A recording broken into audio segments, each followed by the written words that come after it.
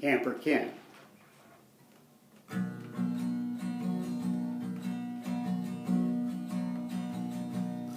Well, it was almost dawn when he rode in. The camp was asleep, the lights were dim. The fires were left to burn what they might burn.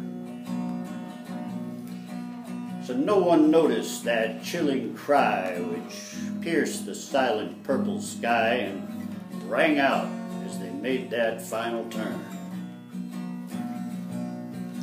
Seems the wagon broke down about an hour ago with a 30-foot songbird safe in tow, so Cordy and Danny and Doug just took to the streets.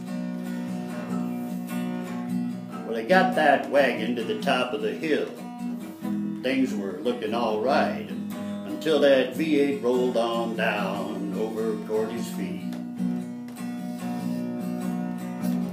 I heard someone say as they round the bend, "Look out, here comes Camper Ken." Well, the camp came to life about 11 a.m. and Marty, thinking they weren't coming in, had already fired up the grill and rustled up some grub. Now Tom and Bob were still passed out from a bottle of Seagram's they'd emptied out. Wayne was nursing his thumb, worn to the stub. But the smell of bacon and eggs and toast had almost succeeded in getting the most of the women who put on their robes to greet the day. It would be 2 hours more till Bob would rise and look out through his bloodshot eyes and noticed who rolled in, and he said, "Hey, good to see you, old camping friend. Look, everybody, it's Camper Ken." Well, Wayne ran out with a handful of jarts, a game that'll break the strongest of hearts, and smugly said all comers would be taken.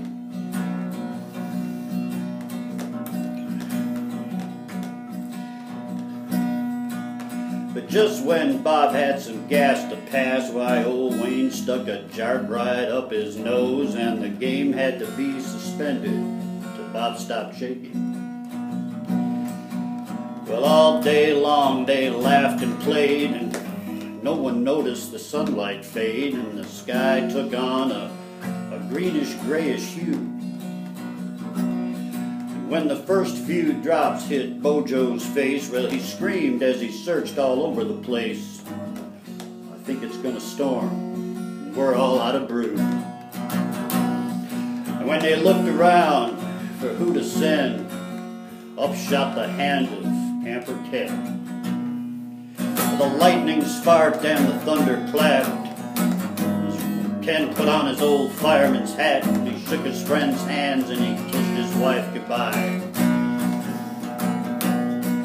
And they all watched Camper Ken disappear down that lonely road to the nearest beer, but he turned and said, "I'll be back for supper time."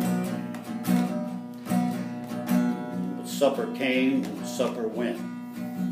Still no sign of Camper Ken. They looked out through that dark and heavy air. With rain still falling like bits of lead, time came for the children to go to bed. So they all bowed their heads and said a silent prayer. "Don't take from us our camping friend. Return to us our Camper Ken." Then Marty yelled, "Over there, what's that? Looks like a man in a fireman's hat, coming down that flooded gravel street." And just as the clock struck 10:30, in through the door strolled Camper Ken. His wife said, "Get back out and wipe your feet." Stories of heroes are heard and told, camping stories, both new and old.